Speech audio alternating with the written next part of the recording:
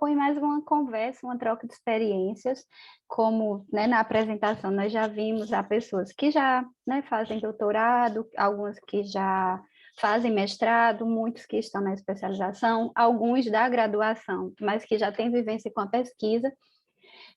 Porém, todavia, não obstante, a gente, quando foi pensar nesse tema inicial, essa roda de conversa inicial com relação ao cronograma do semestre, a gente começou a se remeter a perguntas que nos fazem sempre, né? Até eu lembro que Theo disse que muita gente pergunta como eu faço para fazer uma pós-graduação, sobretudo quando essa pós-graduação é um mestrado, né? Qual é o caminho para isso? As especializações, a gente tem um acesso maior, e então, né, pode ser que o que a gente vai abordar hoje já seja de conhecimento de muitos, mas, enfim, vamos trocar essas dicas, essas experiências. Algumas orientações, né, sobre o processo de pós-graduação, como fazer, como começar, né, que caminho percorrer. Bom, era uma vez uma pessoa terminando a graduação, e aí, né, fazendo TCC, fazendo trabalho de pesquisa. Essa história se remete muito ao meu período de vida, ao período em que eu terminei a minha graduação, né, que era um contexto profissional totalmente diferente. Hoje a gente vê que os alunos... A gente vê... Que é isso? Oxe. A gente vê que os alunos entram no curso já buscando grupos de pesquisa, por vezes já procurando uma orientação para começar trabalhos acadêmicos no início, participam de eventos, embora a gente saiba que nem todos assim, mas muito mais do que na minha época, né? Na minha época a gente pensava, da instituição onde eu vim, que é a Universidade Estadual da Paraíba, a gente pensava diretamente no mercado de trabalho, e aí o trabalho do TCC era um sofrimento, né, porque era a primeira vez praticamente que a gente estava se deparando com a escrita científica, e aí era mais ou menos isso, estou me formando, vou chutar, isso aqui nunca mais eu quero na vida. O pensamento era do tipo, terminei o TCC, livre estou, let it go, livre estou, finalmente a BNT nunca mais, né? Era um pensamento que a gente tinha na época, e que eu escuto ainda dos orientandos de hoje, termino, nunca mais eu quero ler isso, eu quero ler a cara, eu quero ler um gibi, porém, no enveredar da vida, né, a gente vai vendo as necessidades de continuar estudando, seja por um projeto de vida inicial, ou um projeto que vai aparecendo ao longo das necessidades do próprio mercado de trabalho.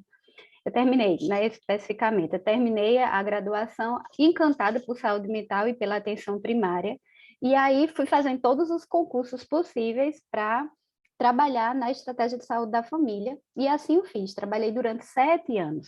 Então, eu não me formei pensando em um mestrado, né? Nem era ideia na época para mim.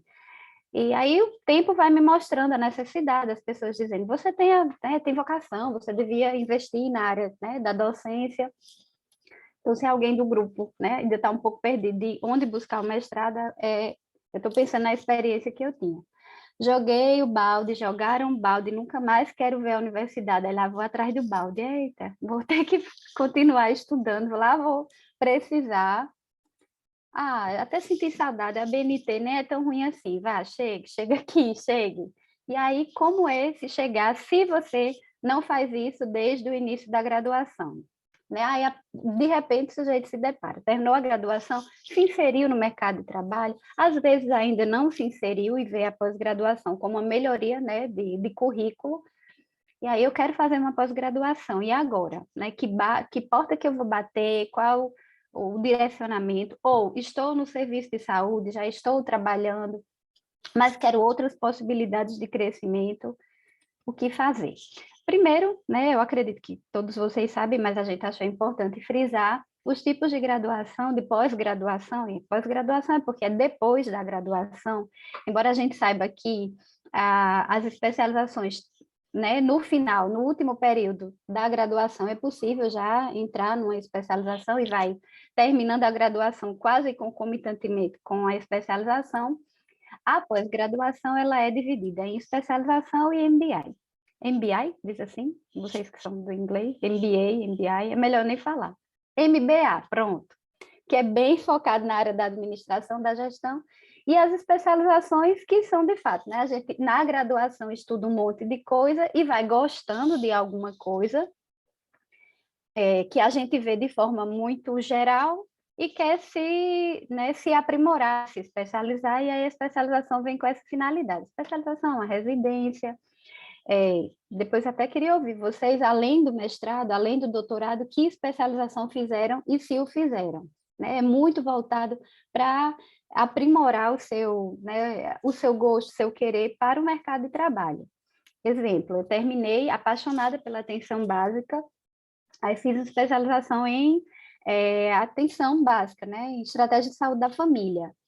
Quando fui trabalhar, no local onde eu trabalhava, tinham infindos egressos de hospitais psiquiátricos. Então, né, teve a reforma psiquiátrica, o hospital psiquiátrico grande de Campina Grande, e Renata lembra bem qual era. Fechou e eles voltaram para casa, a gente trabalhando não sabia o que fazer com esses sujeitos, como cuidar. Aí outra necessidade de especialização eu fiz em saúde mental e atenção psicossocial. Ou seja, a especialização vai atendendo esta necessidade para o próprio trabalho, para o próprio mercado de trabalho. Essa é uma pós-graduação, né, considerada lato sensu, e aí existe a pós-graduação stricto sensu, que é o mestrado e o doutorado. Por sua vez, tanto o mestrado quanto o doutorado, ele pode ser dividido em mestrado profissional e o mestrado acadêmico. Mestrado e doutorado profissional tem um foco um tanto quanto semelhante à especialização, está no mercado de trabalho, está no serviço de saúde, exemplo, se for um profissional da área da saúde, identifico uma demanda do meu trabalho e gostaria de desenvolver um produto, uma dissertação, uma tese, que corresponda às necessidades do meu ambiente de trabalho, né, que possa melhorar o meu processo de trabalho. E o mestrado e o doutorado acadêmico formam para pesquisa, né? No geral, forma pesquisadores para enveredar e para caminhar no contexto acadêmico. Aqui no grupo, né, ouvindo vocês, a gente já ouviu que tem pessoas que fizeram mestrado acadêmico, tem pessoas fazendo mestrado profissional, depois a gente pode trocar um pouquinho de experiência quanto a isso. E aí, para escolher uma pós-graduação, ainda não escolhi, né? O que fazer, o que é que eu vou pensar, onde que eu vou procurar. Folders não faltam, né? Propagandas na internet de pós-graduações não faltam, sobretudo de instituições particulares, mas é importante que, né, ao pensar na pós-graduação, pense prioritariamente qual o objetivo a ser alcançado profissionalmente. Pessoalmente também, né? Mas profissionalmente, o que eu quero, né? O que é que me instiga? Onde que eu quero chegar? Então, o objetivo a ser alcançado para não fazer um currículo totalmente desvinculado, né, do seu objetivo profissional ou do que você já vem estudando. É claro que não há obrigatoriedade se você começa a fazer um projeto de pesquisa no início da graduação sobre auditoria. E aí você, não, tá, não quero mais isso, eu quero aprender outra coisa. É possível, né? Mas, no geral, se recomenda que a gente tenha uma linha, um eixo que tem um pouco de coerência. Do contrário, até nos processos seletivos, quando a gente vai olhar o currículo, parece que a pessoa pulou de canto em canto e aí não se aprofundou de fato em nada. Então, vou escolher uma pós-graduação, que objetivo que eu quero? Eu quero uma especialização para melhorar aqui no meu ambiente de trabalho, eu já trabalho, quero um mestrado profissional, quero a carreira acadêmica, como Ezequiel já disse, ele já sabe o objetivo dele, né? Então vai procurar um mestrado profissional, aliás, um mestrado provavelmente acadêmico, tem que haver coerência, né, com a vida acadêmica, se você já tem, né? Mais uma vez o meu exemplo, eu terminei a graduação inteira formada para assistência. Eu fiz inúmeros estágios extracurriculares.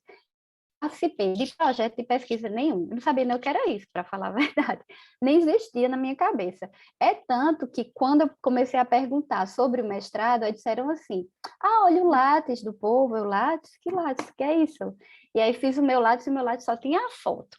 Né? Hoje não, a gente orienta os alunos no primeiro período de qualquer curso de graduação, faça o seu currículo Lattes. Com o PIBIC-EM, a gente já diz aos alunos do nível médio, né? Faça o seu currículo Lattes. Então, é importante dar uma olhada, o que é que eu venho fazendo, o que é que, né, para pós-graduação ser coerente com a carreira acadêmica, com a vida acadêmica que você já iniciou e já começou a construir. É importante também, né, identificar o que eu desejo, mas o que é possível. né? Às vezes o aluno, enfim, deseja ganhar um Nobel na Alemanha. É possível nesse momento, né? O cenário permite? Qual seria o passo para isso? Então, ver se existe a pós-graduação gratuita, né, que você deseja, se for o caso, no próprio cenário, como que você vai estudar, o horário é possível, dá para conciliar com o seu trabalho, então, o que a gente deseja, se for possível, né, a caminhar concomitantemente a possibilidade, ótimo, mas para sair do campo só do sonho, para chegar na execução. Outra coisa que é fundamental nessa escolha é saber se essas pós-graduações são reconhecidas pelo Ministério da Educação. Acredito que vocês todos têm exemplos de pessoas que pagaram e não pagaram barato por cursos de mestrado, termina e cadê o diploma ter validade, né? Não são raros os casos. Então, quer escolher uma pós-graduação, dá uma conferida, se de fato é reconhecida pelo MEC. E aí, para isso, você vai olhar, né, nos sites que posteriormente eu vou mostrar. Porque quem está vendendo o seu produto vai dizer, é reconhecido, vai ser reconhecido. Muito brevemente está para ser reconhecido. E aí, às vezes, paga, não paga barato e não tem, né, essa validade para comprovar, para diploma, para concurso. É importante pensar. Outra questão, sobretudo no âmbito do mestrado e do doutorado, vou me direcionar a escolher uma pós-graduação. É viável dar uma olhadinha no conceito que a CAPES dá para esse mestrado e para esse doutorado. E aí existe o conceito de 1 até o 7. Quanto maior o conceito, por exemplo, há mais chance de bolsa, né? Há mais financiamento. Então, se você pensa, preciso da bolsa para estudar, né? Sem uma bolsa nesse momento, eu não conseguiria me dedicar a uma pós-graduação. Dá uma pesquisada também neste conceito, no conceito que a CAPES dá para o programa de pós-graduação que você pleiteia, que você começou a se interessar. Aí, só para quem, né, não sabe, eu acredito que a maioria saiba, as notas sobre a avaliação, né, feitas pela CAPES, elas são feitas, esse processo, a cada 4 anos, desde o ano de 1976.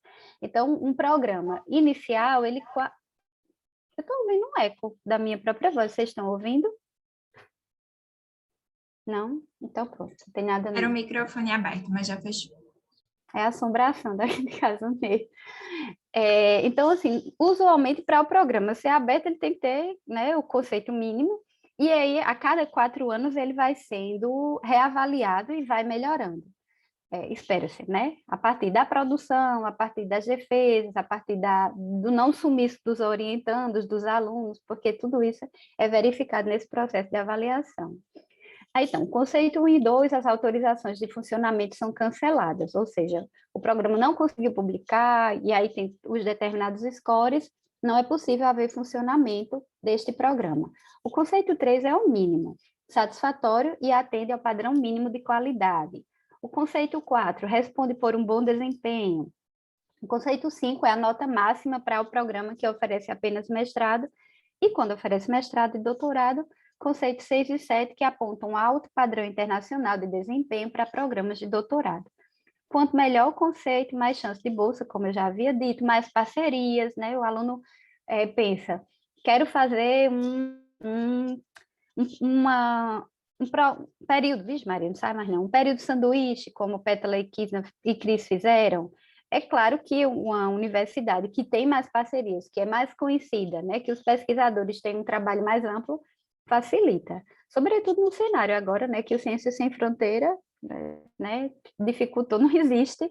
Então, tem que ser praticamente do indivíduo, do próprio orientador e organizando isso, havendo menos parcerias institucionais e internacionais. Pronto, continuo lá. Já estou pensando que área eu quero fazer, continuo nesse processo de pesquisa, de perguntar, de ler, onde a gente deve conferir, né? O que a gente usualmente tem que acostumar a procurar. O site da CAPES, que tem uma série de informações, a gente às vezes, né, procura direto o edital do programa, mas pode encontrar informações relevantes. O site do CNPq, que inclusive apresenta muitas questões de bolsas, são importantes, né, no cenário atual. É muito relevante, estudar e trabalhar tem suas dificuldades, então, né, que se espera o que se espera era que a gente pudesse, de fato, investir na pesquisa de tal maneira que fosse uma carreira profissional. Eu acredito que vocês também, né, colegas de trabalho, conhecem pessoas que fazem o doutorado de excelência, um pós-doutorado de excelência, e desesperados porque não conseguem inserir no mercado de trabalho, às vezes, e aí era um trabalho, ele está produzindo ciência, está produzindo excelentes produtos, e isso não é entendido como carreira. Mas, enfim, vale a pena conferir tanto o site da CAPES quanto da CNPq. A plataforma Sucupira, que é um compilado de uma série de informações sobre os processos de avaliação, sobre os critérios de qualidade, e o Curriculates, que a professora Cris vai apresentar como preencher corretamente, mas aí se a gente pleiteia fazer um projeto de pesquisa, se a gente pleiteia entrar num determinado programa de pós-graduação, por exemplo, assistir uma palestra da professora Peta, ela faz, olha, me interesso por esse tema, eu gostaria que ela me orientasse. Vale muito a pena dar uma olhada, vou olhar o currículo dela, o que é que ela estuda, né? O que é curiar isso é muito necessário. O que ela estuda, o que ela está pesquisando, porque ainda que a ideia do aluno, do candidato, seja excelente, por vezes não corresponde em nada, né, com o possível orientador, com a linha de pesquisa do programa. Então, conferir isso é muito importante. Aí, pronto. É igual a música de Marisa Monte. Ainda bem, sabe essa música? Que agora encontrei você. Pronto, a pessoa encontrou um programa. Vige, gosto. É possível. É execuível para mim esse programa. O que é que eu vou fazer? Ler. Ai, de novo, ninguém merece. Eu podendo entrar direto, agora tem que ler. Tem que ler os editais, tem que ler o próprio regimento do programa, para ver se de fato aquilo que você almeja vai ser execuível, né? Se tem periodicidade de processo seletivo, se tem nos editais anteriores aquele objetivo, aquelas vagas correspondem ao seu, né? Por exemplo, mestrado profissional exige que a pessoa esteja no mercado de trabalho para poder fazer o mestrado profissional. E não são raras as vezes de pessoas que se candidatam sem estar trabalhando. Então, assim, é um desperdício de tempo, de recurso, em que, lendo o edital, olhando o regimento do próprio programa, já evitaria. Então, curiar a página do programa da pós-graduação que te interessa, né, é ainda percurso de investigação. E aí eu coloquei o print, né, do programa de pós-graduação em saúde coletiva aqui da UFRN. Quase todos os programas têm um layout semelhante. Se não tem um layout, tem essas informações. O que é o programa, quem são os orientadores, quais são os discentes, quais são as linhas de pesquisa, tem pelo menos o resumo das dissertações e teses que estão sendo feitas. Você dá uma olhada e aí isso já vai lhe, né, dando ideia, já vai lhe familiarizando com esse espaço, né, de pós-graduação. Além disso, olha se tem processo seletivo aberto, se não tem, qual foi a última vez que teve, né, para não perder os prazos também. E aí, lê o edital. E quem não gosta, né, de ler um edital, uma bula de rede, uma, aquele negócio de quando a gente compra uma televisão, enfim, quem que não gosta? Um manual, pois bem, lê o edital completamente, também evita muito desperdício, é equívoco. Quando a gente participa de qualquer processo, né, seletivo, enquanto banca avaliadora, também não faltam pessoas que colocam os documentos errados, coloca coisa no currículo que não vale, então você, né, se equivoca desde esse processo, dá trabalho, e, enfim, leia o edital, essa vaga corresponde para mim, né?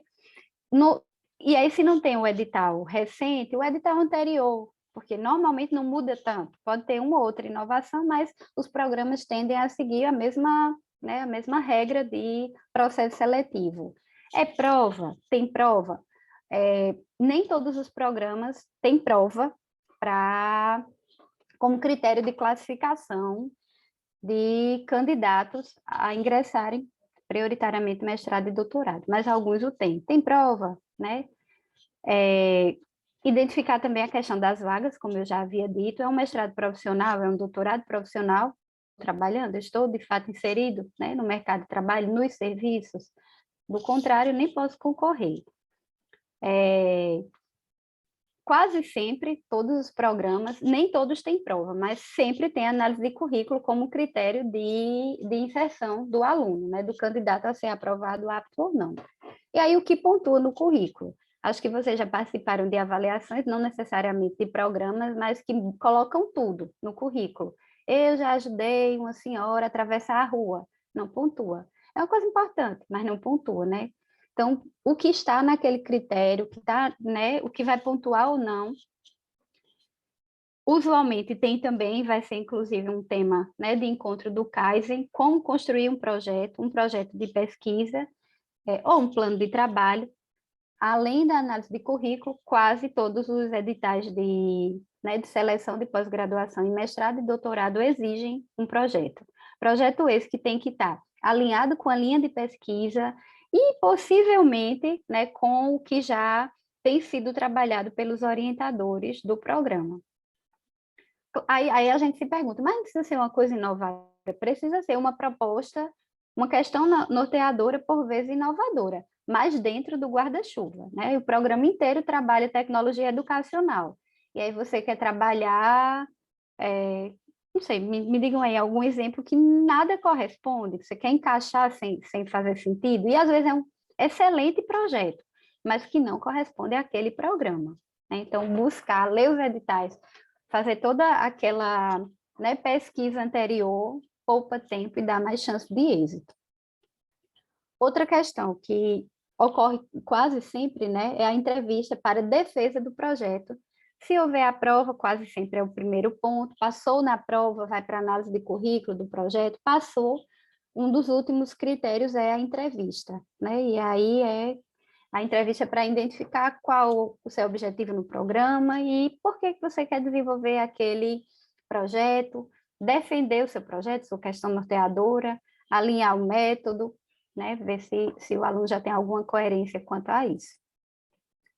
Tudo isso baseado nas linhas de pesquisa. Escrever o projeto baseado no que se propõe o programa. Fazer o programa em enfermagem, que linhas de pesquisa, que professores têm, o que é que eles estão desenvolvendo. É óbvio, e eu acredito que aconteceu com alguns de vocês, a gente escreve um projeto, né, e aí ao longo é aprovado no mestrado, é aprovado no doutorado, depois pode ser que você, né, faça ajustes, modifique completamente, né, conversando com o orientador. Tem gente que até muda de orientador ao longo do processo, mas para entrar, a dica, né, que eu dou é se alinhe ao que já está posto, a um projeto guarda-chuva, a uma questão que já vem sendo trabalhada, até porque dá um certo receio de você aceitar um trabalho que nada corresponde com a sua leitura. Digo isso enquanto orientador, né? Que nada corresponde com a sua prática, com sua leitura, com seu suporte metodológico e teórico. E também há programas que já pedem a indicação dos possíveis orientadores, né? E alguns pedem a carta de aceite. Eu nem sei se ultimamente tem pedido a carta de aceite, mas não pede mais, né? Mas pede a indicação dos possíveis orientadores, né? Tem gente que, na hora que você vai fazer o processo, já quais seriam os possíveis orientadores. Aí, mais uma vez, a importância de ter essa curiada, essa pesquisada quanto ao programa, linha de pesquisa, lattes desses possíveis orientadores, para ter coerência quanto a isso. Antigamente tinha, né? Eu até estava na dúvida quanto a isso, a carta de aceite. Às vezes, para você se inscrever, já precisava alguém dizer, te aceito como candidato. Mas, de fato, isso prejudica muito o acesso, né? Há algumas panelas, e a gente sabe disso, aí prejudicava o acesso de quem não tinha, de quem não conhecia, de quem vinha de outra instituição. Algumas outras dicas que aí a gente só está se repetindo, né? O projeto de pesquisa ele tem que ser alinhado com as linhas de pesquisa do programa e do possível orientador que você for sinalizar. Organizar o currículo segundo as normas do edital. Na entrevista, tem que estar apto a responder de forma sincera sobre a motivação para a escolha do programa de pós-graduação, por que você quer, né? E é tão importante a gente já saber Ai, quero porque estou sem fazer nada. Quero porque minha mãe está dizendo, eu sou, né, imprestável de casa. Por que você quer? Né? Porque um mestrado e um doutorado, como Karine disse, em nome de Jesus, eu vou já terminar. Né? Tem um grande... é muito importante, a gente aprende muito, abre mercado de trabalho, mas é um processo cansativo, então é muito, né, necessário que você saiba por que quer entrar. Evita desistências também, né? O que é que eu estou fazendo aqui? Evita que todo mundo perca tempo e também evita que o próprio recurso de uma pós-graduação seja desperdiçado. Também não há poucos casos em que a pessoa faz a pós-graduação e é um processo caro, né, que é pago por todos nós, no geral, me referindo a uma questão de instituição pública, e aí no final não quer nada disso, nem quer pesquisar, não quer mais fazer isso. É claro que a gente tem liberdade para mudar, mas seria tão bom, né, se a gente soubesse e investisse no que vai dar retorno para a gente e para a sociedade.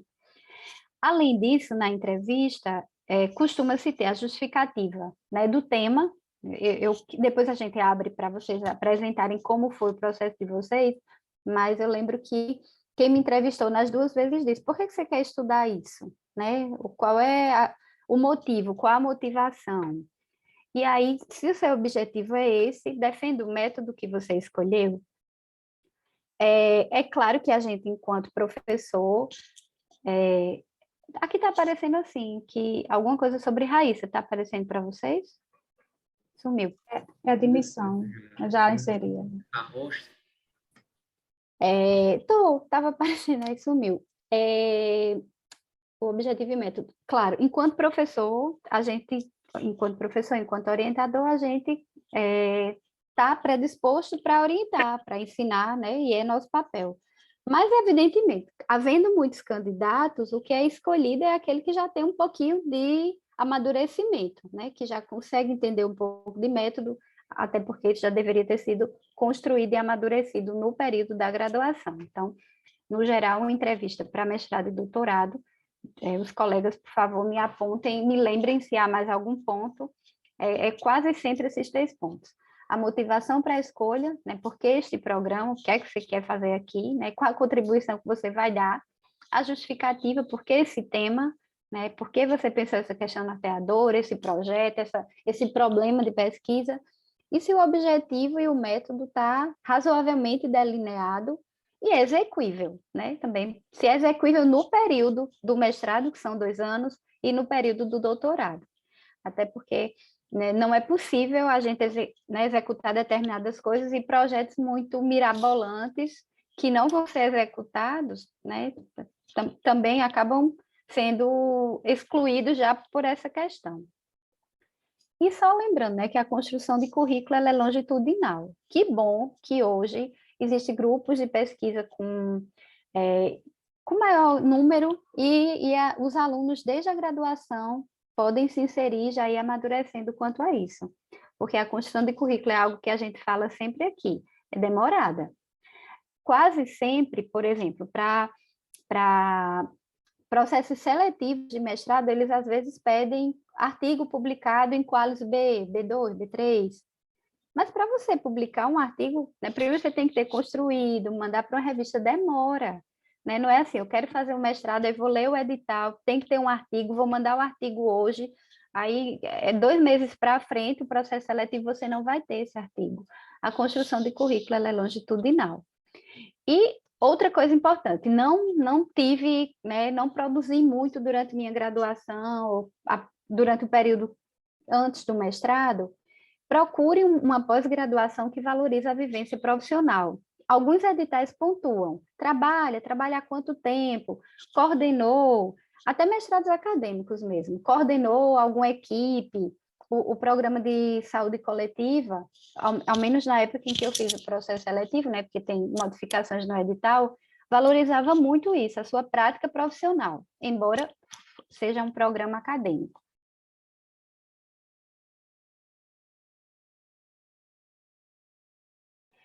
E aqui é só para frisar que a nossa fama nos acompanha, né? Então, é muito da questão dos éticos em todo o percurso que a gente vá, porque o povo se conhece, né? E aí aquela pessoa, aquele aluno que desapareceu, que era um aluno bem relapso, na graduação, vai lá fazer o programa, fazer o processo de seleção. Pode ser que ele tenha, né, passado pelo processo Kaizen de melhoria, mas aí, às vezes, a fama dele é de que, nossa, ele foi muito relapso, eu não quero orientar.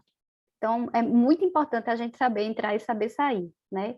E mesmo caminhar corretamente, né, nesses processos de responsabilidade, de ser proativo, de ser pontual na entrega das coisas, de ser sincero na relação orientador e orientando, porque a gente acaba encontrando aquela pessoa no processo seletivo, que é aquela pessoa que foi seu dissabor no processo de graduação, né? Então, a fama acompanha, a construção de currículo é longitudinal e perpassa séculos.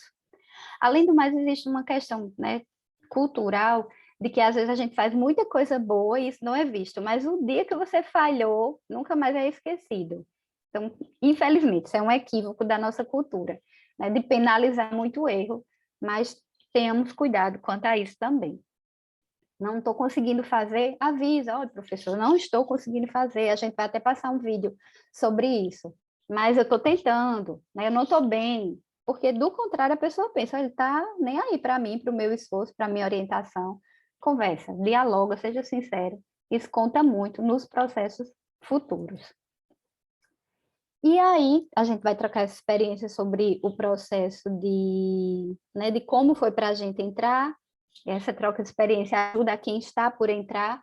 Mas aí, quais seriam as dicas de sobrevivência durante a pós-graduação? Aqui, eu acho que todo mundo já viu esse meme, que a gente entra na graduação mais ou menos assim, bem bonitinha, termina mais ou menos assim, só Jesus na causa. É claro que isso é um meme. Mas como tem sido para vocês, né? Como tem sido essa experiência? E aí, se não for estética, é mental, né?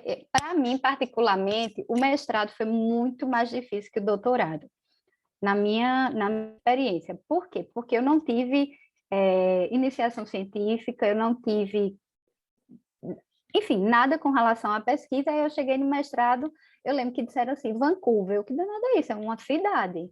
É uma cidade do Canadá, eu sei. Eu não sabia o que era. Então, assim, terminei o mestrado só Jesus na causa. Exausta, porque tive que aprender, nem tudo, claro, eu não consegui, mas muita coisa que o aluno hoje vai aprendendo desde o início, né? Quem é aluno de Pétala tem esse privilégio, vai aprendendo metodologia científica na escola, do começo até o fim. Mas, enfim, né? Como tem sido para vocês? E aí eu queria que vocês passassem esse videozinho, por favor. É um meme, e aí a partir disso a gente faz uma breve roda de conversa sobre as questões das nossas experiências, tá bom? Eu vou... Como é que eu paro, hein? Eu também não sei mexer no Zoom, não. Parei. Eu posso tentar ver se eu consigo compartilhar. Alguém quer Pode, Theo. Pode sim. Acho que todo pós-graduando já viu esse vídeo, mas assim, eu achei ele muito ilustrativo. A pergunta é, se vocês já tiveram ou foram orientando assim, e também a gente pode pensar também nos percalços que a gente vivenciou com os nossos orientadores. Não sei, né, se dá para fazer essa lavagem, essa terapia de grupo. A tela está aí para vocês, como se fosse vídeo? Deixa eu ver se vai chegar o som, né? Que vocês lembram que, né, às vezes dá um enganchado. Y me llama el cocinero. Risita, ¿qué? Ve por la paellera. Venga, que las 2 de la tarde ya están aquí. Miren, bañador, en las chanclas. Todo despeinado porque no me dio tiempo nada ponerme las chanclas y el bañador. Voy a la playa, había subido la marea. Eso.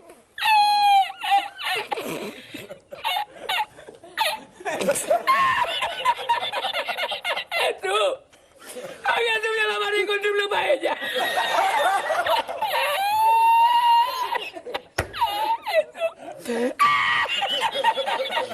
Y la encontré porque estaba la paellera agarrada, metida entre las piedras de Chipiona, del faro. Y cuando entro en el restaurante me ve el cocinero con una paellera y a ver toda la vez de paellera.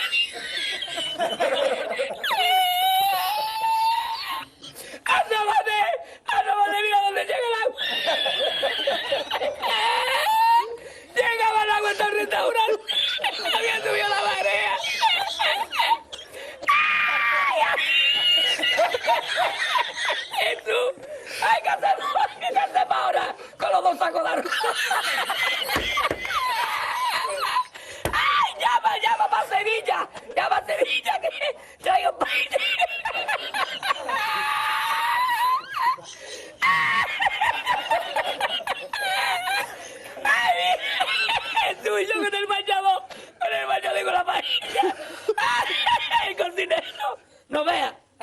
Sevilla.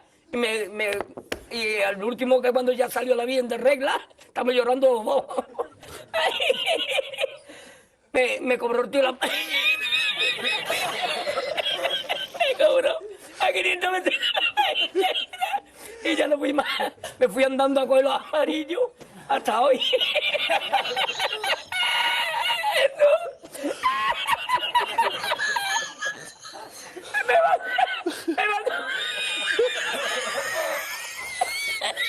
Me manda por la noche, había bajado más el agua y por la mañana había subido. Cualquiera estaba donde está la paellera, ¿sabes? A lo mejor está en el barco ese del petróleo. En el Prestige. En el Petriense.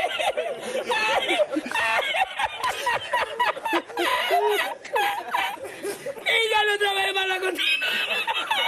Ya aborrecí la cocina. ¡Ay! ¡Ay! ¡Ay!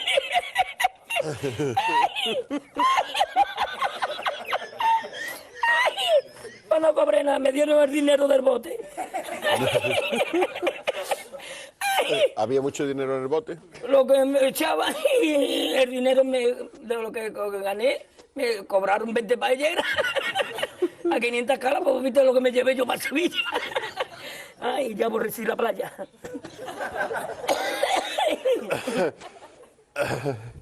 Ay, hemos llorado los dos.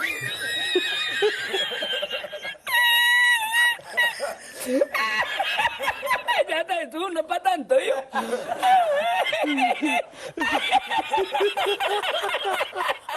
Así yo no quiero arroz, Jesús, yo no quiero arroz ni en chino, vamos.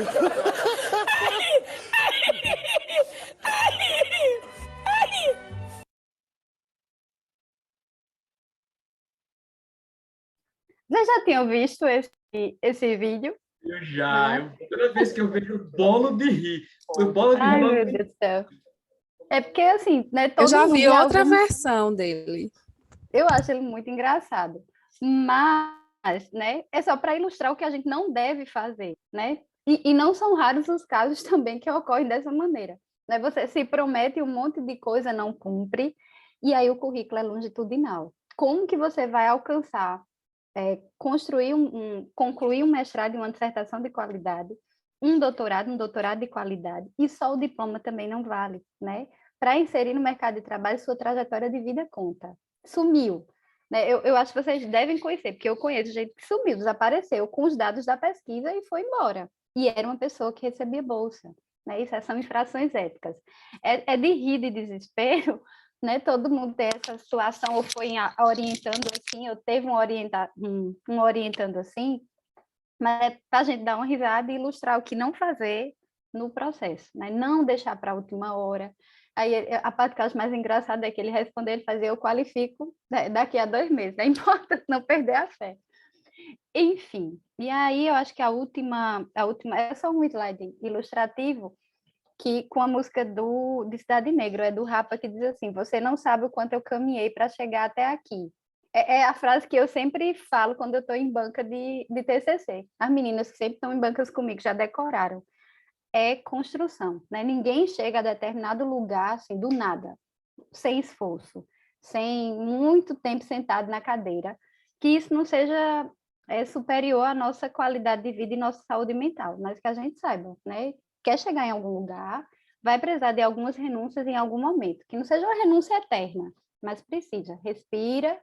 O meu mestrado foi extremamente difícil, porque eu não tive vivência nenhuma em pesquisa, eu me considero uma enfermeira com grande experiência na assistência, e não tinha, e que já me esqueci, né? Porque 7 anos de docência é de você, mas eu me formei muito segura na assistência, sem ter o mínimo domínio de pesquisa.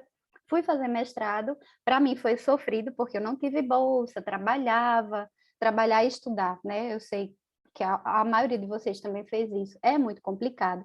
Então, o mestrado para mim foi desesperador, e aí a minha mãe dizia assim, tu vai endoidar, para de ficar na frente do computador, mas eu sabia o que eu queria, né? Eu sabia, eu tinha um foco, uma meta, desistir não era a possibilidade.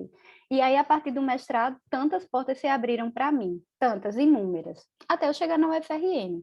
Do contrário, muito possivelmente ainda está lá em Barra de Santana, né, que foi muito válido para mim, aprendi muito, mas que não me possibilitava crescimento nenhum. Então, assim, né, ninguém chega do nada e a gente ainda tem muito a percorrer e aprender, que a gente dê umas risadas com ele, mas não seja esse tipo de orientando, e não tem orientandos deste tipo, e é isso, né? Mas, no geral, era só essa breve contribuição que eu queria trazer para início de Kaizen, e vamos trocar experiências, como foi para vocês, né? O processo de inserção. Pétala e Kisna, até uma vez disseram, a gente já entrou no curso sabendo que queria, né, o mestrado e o doutorado, então é uma formação muito organizada e delineada. Michel sabia o que queria desde o curso técnico em enfermagem, e aí é outro caminho. Claro que nesse caminho a gente vai, quero isso mais não, quero ganhar na loto, claro, né? Quero isso mais não, quero virar cantora ou dançarina, porque dá muita raiva, é muito cansativo, mas é que lugar que eu vou, né? Caminhando, dando risada, de vez em quando chorando de desespero, querendo jogar o computador, matar o orientador, ou orientando, né? Que tem a meta. É ali que eu quero chegar, e aí, no final, acaba, né, tendo bons frutos. E é isso, gente. Muito obrigada, viu, pela troca. Vamos nos ouvir agora. Show, Lanúzia. Esse vídeo eu nunca tinha visto, não, viu?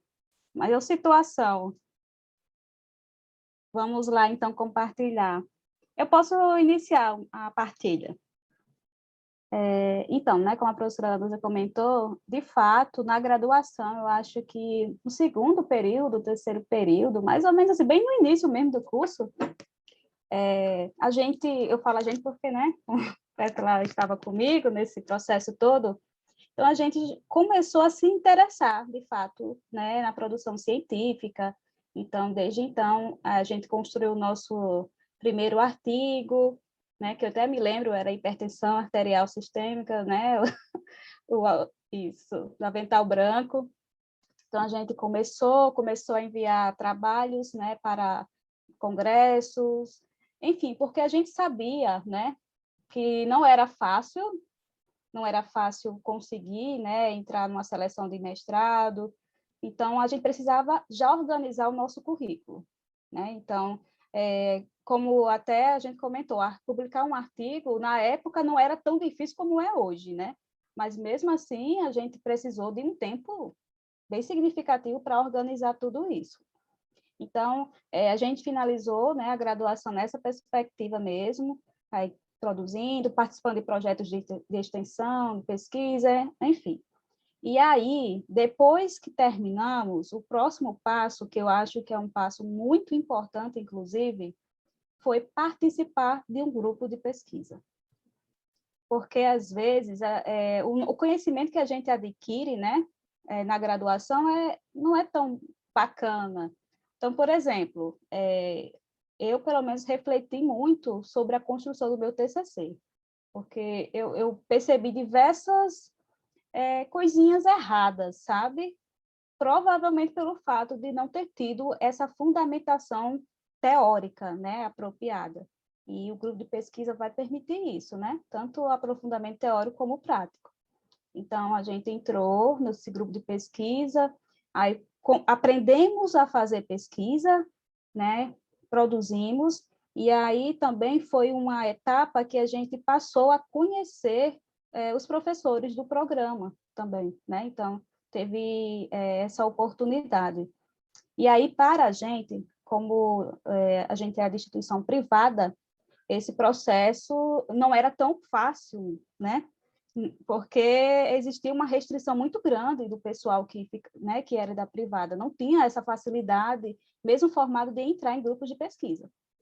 Então, por isso que a gente realmente teve que deixar o nosso currículo bem, mais ou menos, robusto, né? E, de fato, ele ficou robusto, né? Até naquela época estava robusto.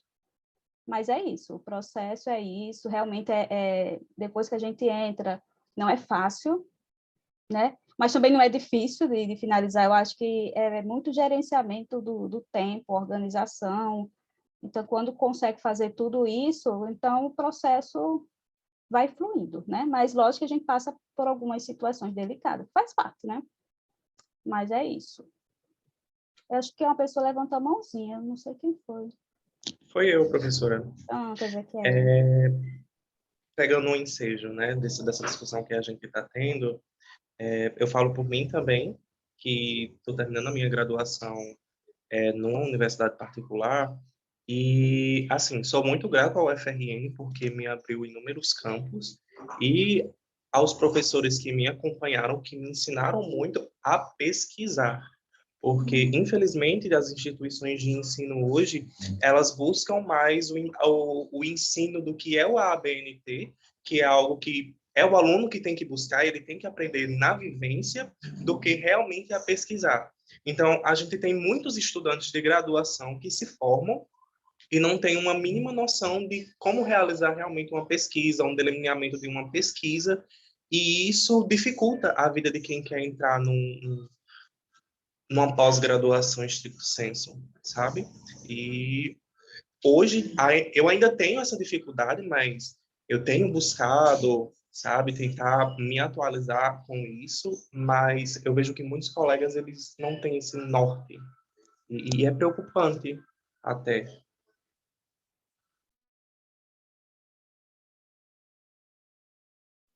Verdade, Ezequiel. É isso mesmo. É a BNT do início ao fim, né?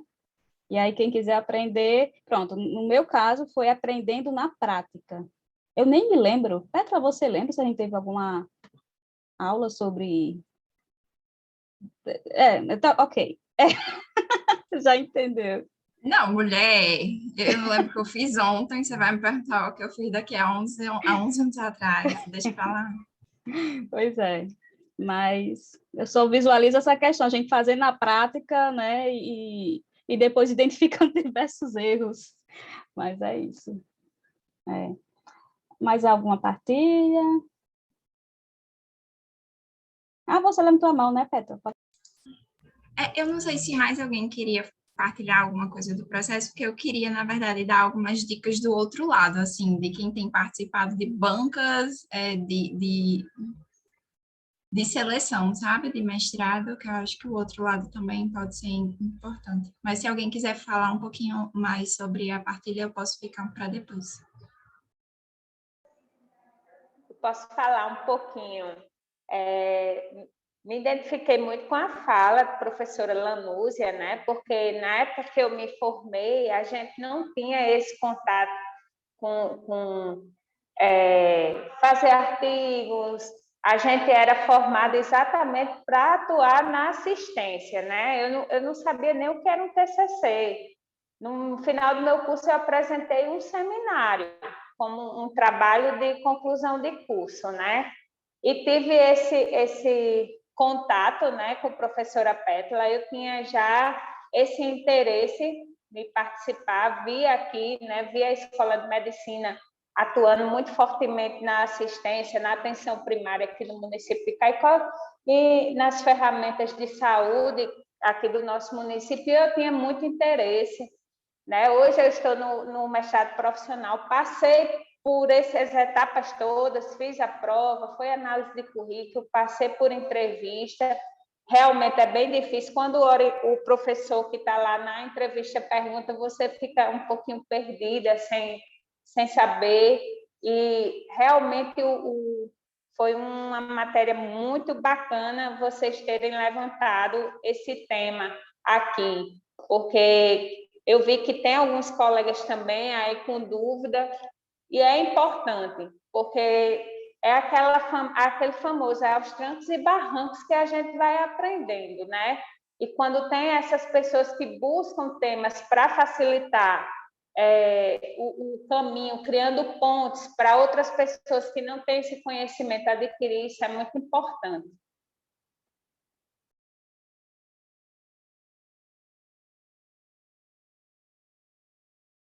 Verdade, Jamara. Mais alguém levantou a mãozinha? Theo. Petra primeiro, não foi? Foi Petra e depois Theo. Você quer fazer logo um comentário, Petra? Eu não vou para o outro lado, eu ainda estou neste lado. Então, vá. Depois eu vou para o lado negro da força. Bem, eu estava pensando aqui o quanto que esse momento para vocês aqui, eu acho que a gente sempre divulga uma parte dos nossos conteúdos e das reuniões para que as pessoas possam ir lá no canal e ver, né? Então, realmente é um espaço realmente de colaboração e de ajuda, né? De vez em quando a gente recebe feedbacks muito bons sobre o quanto foi lá no canal, viu e ajudou. E aí, em cima disso, eu acho que tem coisas que eu prefiro não estar comentando muito, para a gente não tomar espaço, mas tem coisas que eu acho que são extremamente necessárias trazer para o espaço e neste momento aqui de discussão sobre esse tema, que a Lanusa colocou, a importância de trazer isso, e, poxa, isso foi muito importante, eu acho que são alguns preconceitos mal elaborados diante desse processo de seleção e de imersão, né? E me veio algumas frases que eu escutei e escuto desde quando comecei a caminhada para terminar um processo de doutoramento, até hoje, enquanto pessoas que procuram entrar no estado profissional, hoje, não estou mais no programa de, enfim, isso aí são outras conversas, num programa de pós-graduação, mas são frases que, por exemplo, eu saí anotando aqui, tipo, para você é fácil só estudar e não trabalhar, né? Para quem está na pós-graduação, aquela pessoa que quer entrar ou que já entrou, né? Seleção é carta marcada. Né? Para você é fácil porque você está do lado do professor fulano de tal, você está adulando. Né? Então, são coisas que a gente escuta bastante. Principalmente daquelas pessoas que estão, infelizmente, daquelas pessoas que foram formadas em um ambiente de educação, um ambiente de formação, hoje estão na prática, atuando e desmerecendo o processo de formação. Isso, para mim, me dói muito. Eu tenho, em qualquer espaço que eu vou, tenho defendido demais que essa briga é desnecessária, essas colocações. Né? Isso é muito feio. Né? São coisas que são alinhadas e aliadas. Acho que é por isso que a gente hoje tem muito processo de formação acadêmica e um profissional, chegando até o espaço do doutorado profissional hoje em dia. Né? Então, são coisas que eu acho que essas coisas precisam ser quebradas, essas aproximações precisam ser feitas, a gente precisa trazer isso, levar isso para os nossos espaços. Como o nosso grupo de pesquisa, a gente tem contato, né, com essas pessoas, então acho que a gente precisa propagar isso. Né? Então, são coisas que não existem. Né? Não há carta marcada. Né? Não vou dizer que nunca existiu, em algum momento ou outro, mas não é a regra. Muitas pessoas que entram é por mérito. A maioria é por mérito. Por um mérito de chegarem aqui, olharem, estudarem, chegarem aqui, verem esse vídeo aqui e saírem em busca de tudo que foi colocado e seguirem um caminho para conseguir um resultado. E eu acho que não é plausível pessoas que não conseguiram seguir o caminho, optaram por não conseguir, ou enfim, ou não chegaram a ter determinada força de vontade, enfim, e não era o momento em que aquilo era importante, desmerecer o trabalho de quem está chegando, né, até este momento. Então, assim, vocês vão passar muito por isso, né? Quem está nesse processo vão ouvir muito isso. Gente, viajar 4 horas após um plantão de 48 horas, viajar 4 horas para chegar aqui em Natal, assistir uma aula de mestrado, me reunir com a orientadora, viajar mais 4 horas de ônibus, estudando, chegar, dar mais 12 horas de plantão, depois ensinar na universidade, eu não aconselho, eu não digo que seja fácil. Na verdade, eu não sei nem como foi que eu consegui chegar até aqui, depois de passar tudo isso. Passar um processo de doutoramento, dando plantão de 24 horas, trabalhar 12 horas no outro dia, cuidar de uma filha recém-nascida e, ao mesmo tempo, escrever uma tese. Também não sei como foi que eu cheguei aqui, mas existem essas histórias. E a minha não é a única, a minha nem é especial, a minha é só mais uma no meio dessa quantidade, né, de histórias que a gente tem. E aqui no Kaiser, isso é o que realmente a gente tem. Então, acho que são coisas que a gente precisa, né, colocar que existem. Né? Mas que eu também, outra coisa que eu luto bastante, dizer que o processo de mestrado e de doutorado, ele não precisa ser doloroso. Ele é difícil, claro, ele é difícil. Por quê? Porque ele demanda, mas ele não precisa ser doloroso. E eu acho que a mensagem que a gente traz aqui é muito disso, é mostrar o caminho para que esse processo ele não seja doloroso, ele seja algo prazeroso, difícil. Tudo que é prazeroso também tem sua parte de dificuldade, né? É difícil. E ontem eu estava com a Agatha e ela, enquanto eu lia para ela, né, ela depois lia as perguntas, mas eu não notei, enquanto eu lia para ela, fez um resumo do livro. Ela fez um resumo, ela escreveu, uma criança de 7 anos escreveu um resumo. A Agatha disse, não é porque a Agatha seja isso ou aquilo outro, mas é porque isso a gente perde isso no meio do caminho, esse brilho por aquilo que interessa a gente. Porque você, do nada, quer fazer um resumo de um livro. Às vezes a gente é forçado a fazer isso, né? E eu acho que seguir na especialização, no mestrado, no doutorado, é muito isso, né? É você não precisar que as outras pessoas lhe digam o que fazer, mas sim lhe orientem no que fazer, né? E eu acho que a gente precisa pensar nesse processo, né? Então, vai ter caminhos ruins, vai ter alguns caminhos, né, bons, né? Mas eu acho que a gente precisa levar isso para pagar isso lá para frente, né? Então, vocês que estão aqui, eu acho que se vocês seguirem perguntarem, se aproximarem, tem uma etiqueta também na hora de entrar nos programas, etiqueta no sentido de como contatar, como entrar em contato com um futuro orientador, como entrar em contato para uma participação de um grupo de pesquisa, né? Só exemplificando, eu chego dizendo, eu li seu currículo, eu acho que você serve para ser meu orientador. Isso é um absurdo, né? Eu já recebi, né? Eu já recebi isso, né? Então, a etiqueta também é importante nesse processo. Eu acho que esse contato inicial, ele também, né, acho que precisa ser repensado, né? O orientador, o professor lá, ele não é uma pessoa desocupada que vai botar você para trabalhar. Não, ele tem diversos projetos, diversas atividades, e ele vai lhe ajudar no processo em que você deve ser o principal, né? O principal condutor, né? Como se ele estivesse ali lhe orientando. Então, pensem também naquela pessoa que está ali recebendo, né? O que é que ela tem feito também. Geralmente, ela não é uma pessoa que só lhe põe para fazer as coisas, né? Então, acho que é algo que precisa ficar, né, claro e ser colocado aqui. É isso. Verdade, Theo, é isso mesmo. Fiz muitas reflexões aqui, você falando, e a história, né, passando. Vamos lá, a Pétala e Lanúzia.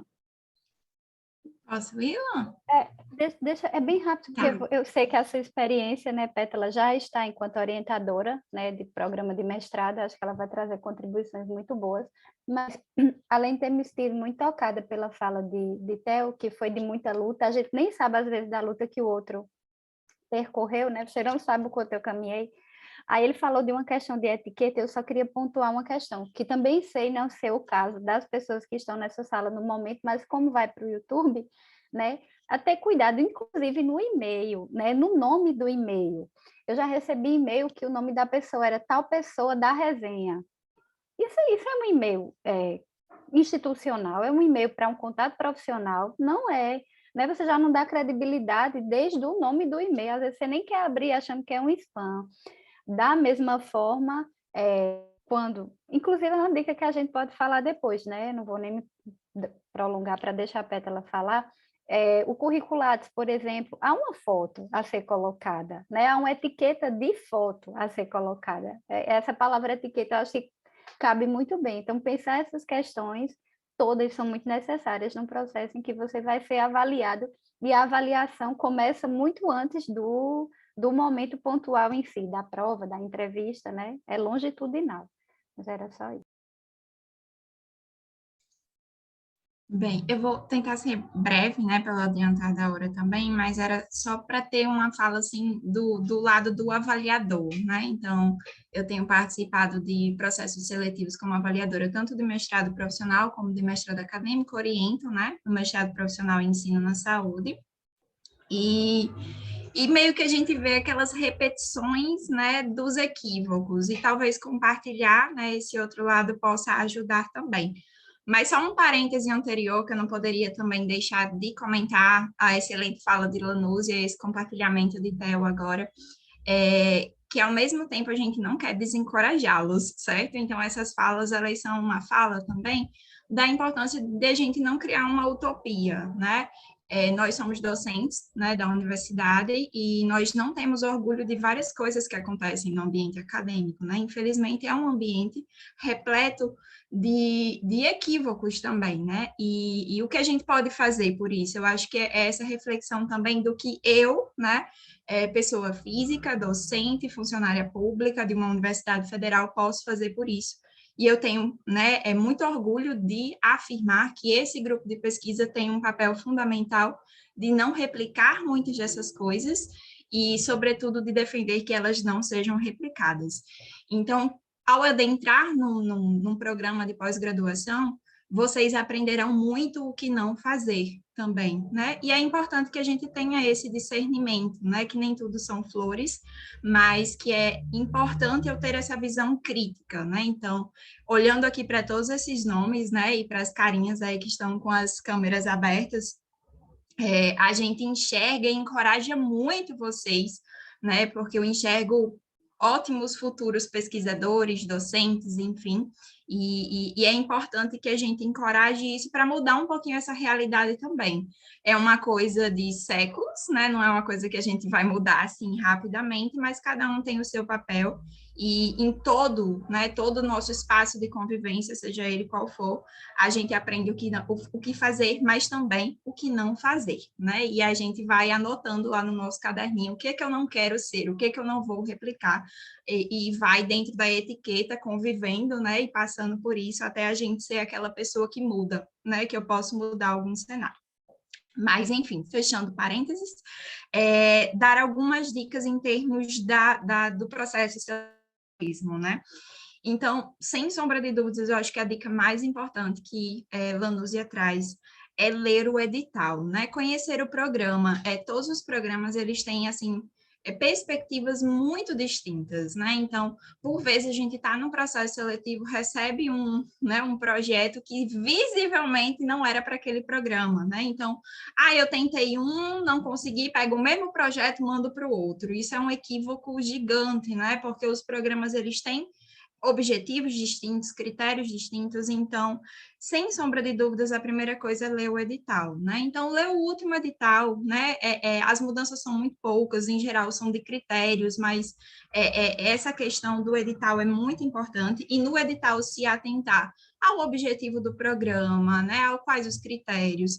Então, uma coisa, por exemplo, mestrado profissional. Mestrado profissional é para quem está trabalhando, né? Só que, mesmo sendo quem está trabalhando, tem alguns mestrados que têm algumas especificidades. Por exemplo, o mestrado que eu oriento é o mestrado profissional em ensino. Então, não basta estar trabalhando, tem que ter a função de docência ou preceptoria, né? Então, não basta só estar lá no mercado de trabalho. Então, tem critérios específicos.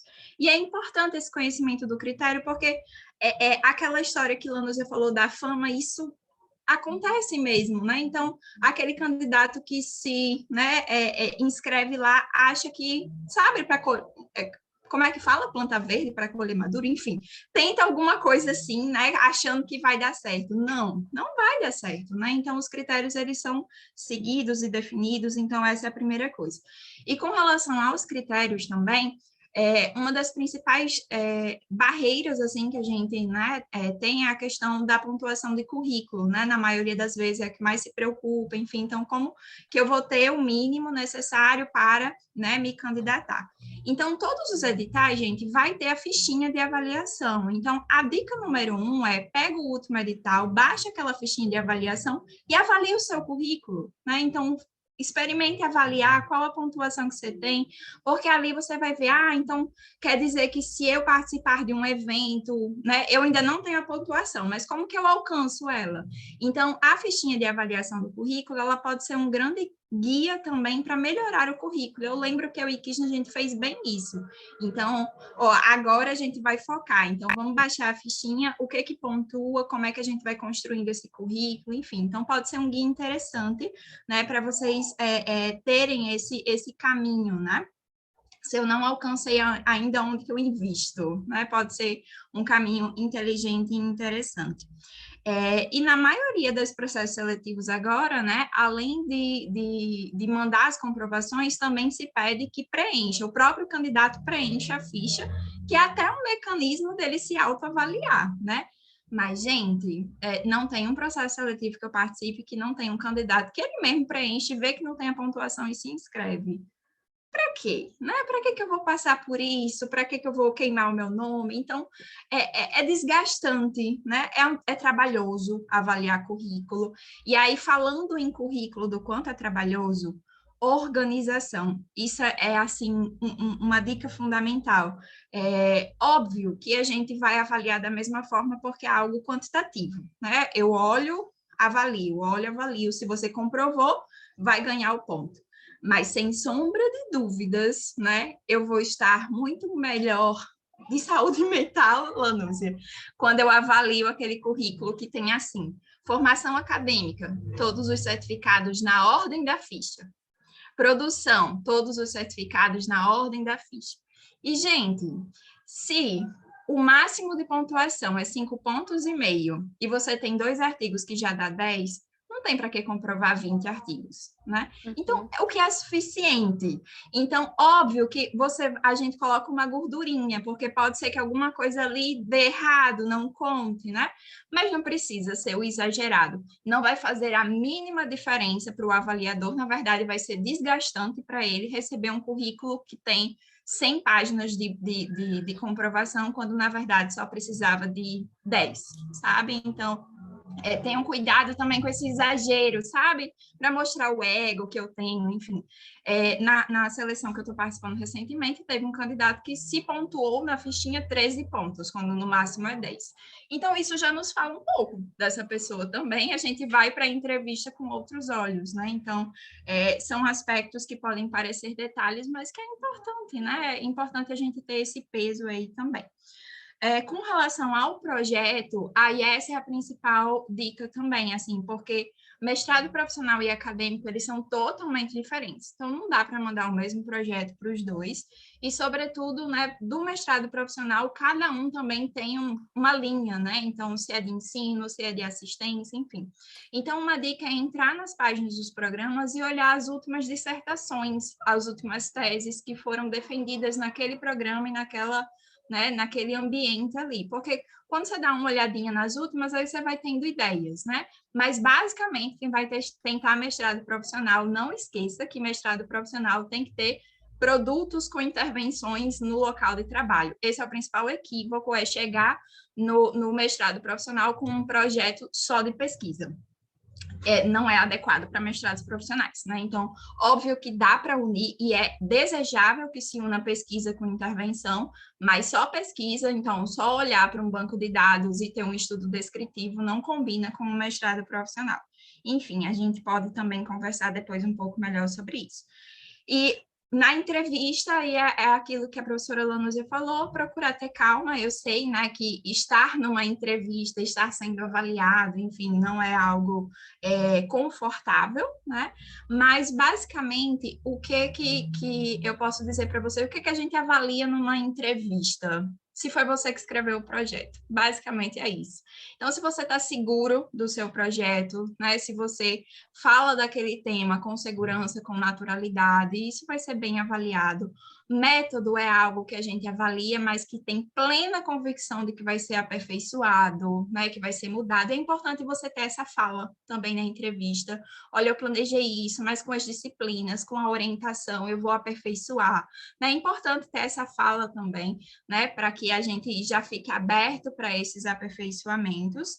E ter cuidado com pontualidade, né? Porque, em geral, a gente começa a entrevista assim, apresenta o seu projeto em 2 minutos. E aí, se você gasta 5 minutos da entrevista para isso, já vai ser prejudicado. E, mais uma vez, no edital, vai ter a fichinha de avaliação da entrevista. Então, você sabe exatamente o que as pessoas vão perguntar.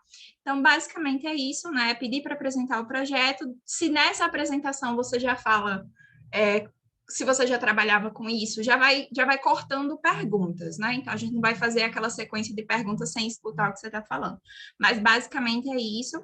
E motivação, disponibilidade, né? São 2 pontos que sempre também se pergunta, apesar de hoje, eticamente, a gente não retirar pontos por falta de disponibilidade, porque quem avalia a disponibilidade é o candidato, né? Se ele não der conta depois, isso vai ser um problema. Mas, por exemplo, eu não posso tirar ponto de alguém que trabalha, porque se ele está se candidatando, ele está colocando ali a disponibilidade dele, né? Se ele afirma isso na fala dele, enfim, isso não vai ser um critério. Eticamente, não é adequado eu julgar a pessoa, eu avalio o que ele me diz, né? Então, o julgamento não é algo que deve fazer parte de uma entrevista de seleção. Então, estudar o projeto, ver os critérios, né? E uma coisa que conta bastante é essa questão do processual, que a professora Lanúzia falou. Então, hoje é de praxe uma pergunta. Qual é a sua aproximação com esse tema? É do nada, né? Então, se você já participou de um projeto, mesmo que voluntário, e aí isso é muito importante, né? Que Kisna fala do grupo de pesquisa. Então, todas as oportunidades, ajudar numa coleta de dados, participar de um projeto de extensão, participar de um evento, isso daí vai criando, né? Essas experiências. Então, olha, o meu TCC não foi sobre isso, mas eu participei da coleta de dados de um projeto, e cuidado, gente, em seleção, não citem nomes, certo? Então, não cita o nome do professor, não cita o nome das pessoas. Então, é importante que haja essa generalização também. E aí, só compartilhar com vocês, né, que tem aquela história, né, acho que Ezequiel estava falando. Então, eu sou de uma universidade particular, né, e eu vou tentar um mestrado lá, né, na UFRN. Então, a gente tinha muito essa ideia, até eu também comentou, né? Então, eu não tenho chance nenhuma, porque quem vai ser selecionado são os bolsistas daquele professor. E a gente tinha isso como uma mágoa, né? Então, eu estou chegando de fora, vai ser mais difícil, enfim. E assim, se você olhar, assim, sendo, né, bem aberto, é coerente que aquele bolsista que trabalhou aquele tema, que está com aquele orientador desde o PIBIC, que construiu um currículo, né, relacionado àquele tema, né, que ele vai ter facilidades, não são privilégios, mas é decorrente dessa carreira dele, né? Então, o que eu que estou vindo de fora preciso fazer? Essas aproximações e essa construção de currículo, né? Então, se eu já tenho ideia da temática, então buscar o grupo de pesquisa, voluntariamente entrar, mesmo que ainda não seja membro, né? Então, essas aproximações são importantes. Então, não é julgar que o bolsista vai entrar, ele construiu a carreira dele para aquilo, e eu preciso reconhecer. Então, eu que estou vindo de fora, o que eu posso fazer para chegar junto, né? Sem esse julgamento. E eu digo a vocês que num processo seletivo, né, a gente tem toda essa questão ética, né, de não avaliar por conflito de interesse, então tem todo esse cuidado também, né? Eu não posso afirmar que todos os processos seletivos são assim, mas, sem sombra de dúvida, a transparência dos editais, dos critérios, isso ajuda bastante que isso não aconteça mais, né? Obviamente, a gente tem aí exemplos negativos, né, que acontece, mas para quem está chegando de fora, então Ezequiel, né, que está vindo da escola particular, eu e Kisna, a gente, né, concluiu a graduação numa universidade particular, né, então é exemplo de que é possível, respeitando esse tempo. Então, talvez, quando você conclua a sua graduação, se você já, durante a graduação, não fez essa aproximação, talvez não vai dar para já entrar no mestrado, né, então a gente terminou a graduação, passou um ano se aproximando do grupo, né, fazendo essas inserções, trabalhando o nosso currículo, melhorando o nosso projeto, no final do ano fez a seleção. É importante também, a gente sempre volta, né, para aquele ponto, investir em tempo. Tempo nunca é perdido, se ele é bem investido, né? Então, é investir nesse tempo, nesse preparo, enfim. E aí, né, o que a gente puder ajudar também nesse processo, a gente está à disposição, né? O grupo de pesquisa, ele tem bem esse papel do fortalecimento. E uma última dica fundamental, tanto no processo de seleção, quanto depois que entra na pós-graduação. Procurem uma rede de apoio, né? Então, nada na produção científica, nada dentro desse meio acadêmico é tão válido se não for em equipe, né? E aí, mesmo que a gente tenha todas as dificuldades e os desafios, se você tem uma boa rede de apoio, se você tem aquele suporte, né? Isso é facilitado e a gente enfrenta, né, todas as adversidades. Desculpa aí se eu me delonguei, mas era só para compartilhar um pouquinho também do lado do avaliador. Uma fala muito importante, Pétala. Com certeza, né? Dicas valiosas você deu nesse momento. Eu vi que, acho que foi Vilma que levantou a mãozinha, Theo também está com a mãozinha levantada. Esqueceu, não foi, Theo? Esqueceu. Não, eu tinha levantado, mas... Sim. Não, eu ia exemplificar a situação de Pétala, mas vamos, a situação que Pétala colocou aí, Sim. Né? Tudo que ela trouxe, gente, isso acontece, viu, gente? Você ser de fora e entrar... E é possível, desde que você siga o caminho, né? Adequado, e muitos de nós passamos por isso. Acho que de Pétala e o Kisna, Cris, a gente, Lanús, a gente traz um pouco dessa experiência. E, assim, como uma pessoa de fora, quando ela chega, quando ela mostra trabalho, o quanto que isso acaba se desenrolando, né, no decorrer do tempo. Eu queria pedir licença até para exemplificar mesmo, no dia em que eu já era do grupo e as meninas estavam entrando no grupo nesse período, né? Do grupo, vamos falar só a questão do grupo, né? E aí eu lembro de ter recebido um material meu, que Pétala foi quem fez a correção nesse, eu sei de Pétala, porque eu sei que eu recebi dela, a correção chegou no e-mail. Eu estava em um momento de lua de mel, mas eu recebi o material. Cara, quando eu li aquele material, eu disse, eita, moleque, olha só, quem diz que quem vem de fora não consegue fazer algo bom, não é? Só que aí hoje a gente sabe o quanto foi percorrido, né? O quanto as meninas se dedicaram para poder chegar a esse processo, né? E aí estamos aí. Bem, Kisa, mas eu acho que, né, a gente precisa, né, já ir para a finalização, desculpa aí. Pode concluir, Theo, conclua. Você começou, pode concluir. Não, mas é para concluir a reunião mesmo, acho que a gente agora precisa concluir, né? Nós vamos melhorar o cronograma, né? Eu acho que enfim, incluímos uma bolinha aí. E acho que a gente precisa tirar a foto. Então, precisamos. Fica com a nossa fotógrafa oficial, né? Eu vou parar aqui a gravação.